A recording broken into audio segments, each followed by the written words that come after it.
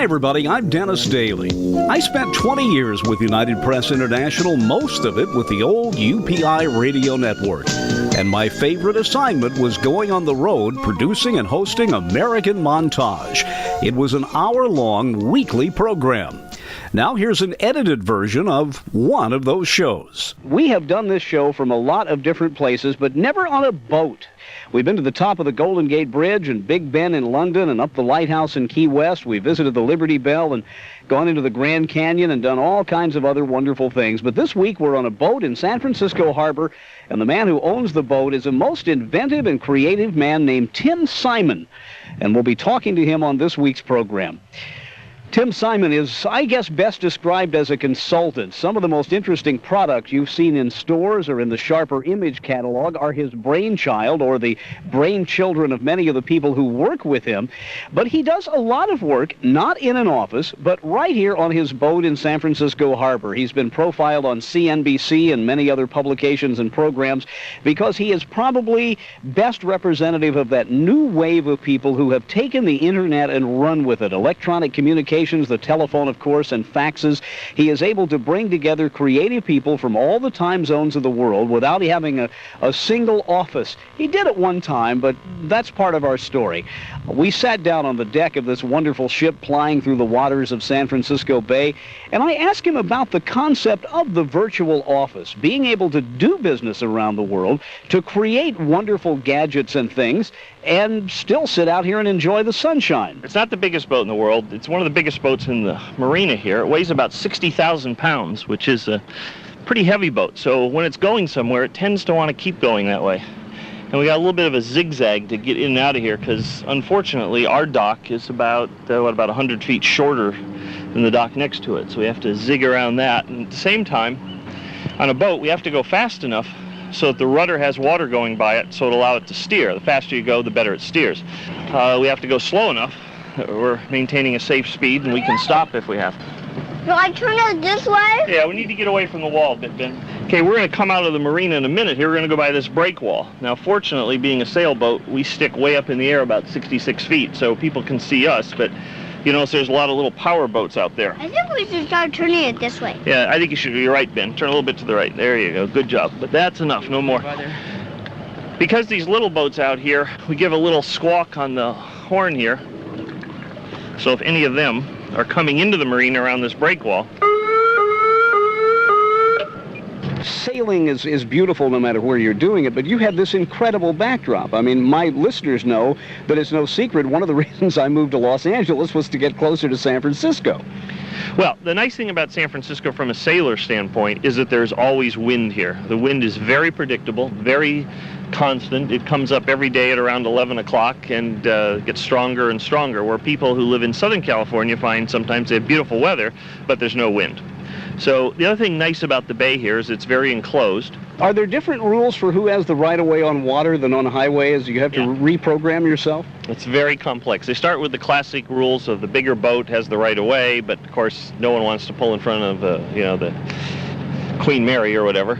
Or better yet, out here in the bay where we used to have 2 nuclear aircraft carriers, no one wants to pull in front of them and claim the right-of-way. Sail versus power. Sailboat has the right-of-way, and then which way you are in relationship to the wind, you have the right-of-way. I try to use the rules of if we can well ahead of time stay out of the other person's way, let's make life easy for everybody. It's that old defensive driving. Exactly. It's defensive driving. We're out here to have fun. We're rarely in a hurry to get anywhere. If it was, we wouldn't be in a sailboat. We're just out here to have a good time. We know other people are out here too, and some of them may or may not have a complete command of the rules, so let's not make the assumption that they do.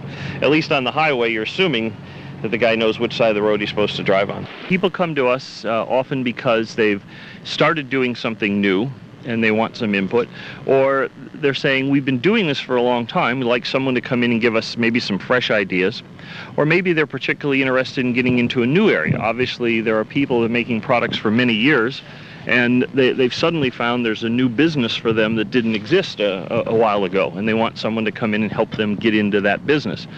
As far as making the product, coming up with ideas for what would be a new product design along that line. Well, now, in looking at some of the things you've done, there's a phrase I've read several times, and that's faded brands. Can you tell us a little bit about the kind of companies that qualify and what that name really means and how companies like that really need a fresh start? Well, faded brands would be typically defined as a company which everybody knows the name. No one has any doubt who they are. The Lionel Trains would be a good example. Swiss Army Knife is a good example. Products would say, I know them. But if you said to people, when was the last time you bought something from them? They'd say, oh, well, I haven't bought anything in a long time from them, but I used to buy that a long time ago. That was something I did a lot with. Well, that would be a faded brand, and that would be something that has great name recognition, and that's a very valuable asset. But they may need something new to get started. It may be a marketing technique, or it may just be some new products. For example, the Swiss Army Knife was a good example. That was a product that it was sold everywhere. You couldn't walk through a mall without seeing 4 or 5 different places that carried it. Everybody knew the name. Everybody knew what the product was. So many people said, I used to have one of those. Well, they came under new ownership, and the new ownership did 2 things. One thing that they did was they dramatically increased the saleability of the product through advertising, marketing, getting the name more in the customer's mind as something to buy today. And they also got into a new area, which was Swiss Army watches. This was a business they hadn't been in before. And so this got them a whole new advantage to the wonderful name they had, the Swiss Army name.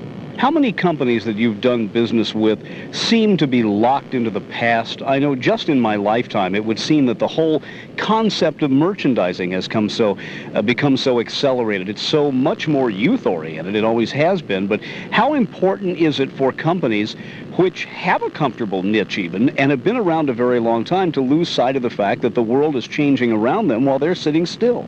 Well, that's certainly a significant issue. And many companies who are in the position, they say, geez, we're really doing well, but we're not getting ahead, and other people are coming online and are passing us by, are looking for something new. And that's a significant area in the marketplace today. Tim, it would seem that a lot of companies then realize, well, we're making a profit, but we're just not positioning ourselves for tomorrow. I mean, we can see a lot of companies that really went out of business or had to be absorbed because they weren't thinking far enough ahead in a business climate which is going like gangbusters now. That's true. A good example of something I ran across the other day, Cross Pen, the people you've known for years making fine writing instruments. It's certainly not a modern technology. And yet now they've come up with this computer device, which is a pad where you write on a regular piece of paper, lined yellow notebook legal pad. But as you're writing, it not only does it write on the paper, but it also puts the information in your computer in your handwriting. So if you want to make a drawing and so forth, this isn't obviously a change for a company that just a few years ago only made pens. So here's a company that had a great name. Everybody knew the name.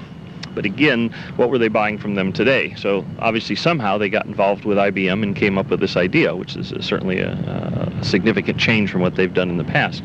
Something more tuned to some of the people that we've worked with. A few years ago, we were involved with Osram, who's a German lamp manufacturer. They were very successful in the lighting business. They decided they wanted to expand their lines, and that had targeted the photo business, electronic flashes and accessories, darkroom lights, many things like this. They wanted to get into this business, and so they came to me as an outsider to help them enter into that business, saying they needed someone who was an expert, who could help them establish the sales and marketing team, pick the right products, and move forward. So we took someone who was a successful company, very profitable, very large company, very established in the industry, but wanted to expand into a slightly different industry and came to me as an outsider, and it was very successful for both of us. I'll say, okay, I'm going to quit thinking about how I've been struggling with this. I'm going to just step back and look at it and say, well, if I was looking at this from afar, how would I do this? If someone came up to me today and said, hey, what do you think about this? How I would approach it, rather than the way I've been kind of in the trenches struggling with it all day long. Well, Tim Simon, you're an inventive guy, and you've proved that by doing enough research and gathering creative people around you, you can really create a wonderful opportunity for a lot of people. I want to thank you for inviting us to come up here. Well, thank you. I enjoyed having you, and any time. Come on back up. We'll do it. This time we'll sail underneath the Golden Gate Bridge so you can see what it looks like.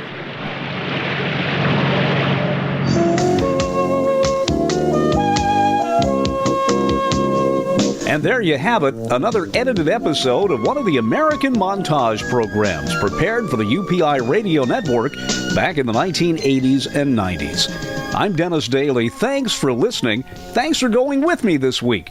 And check YouTube for more American Montage programs.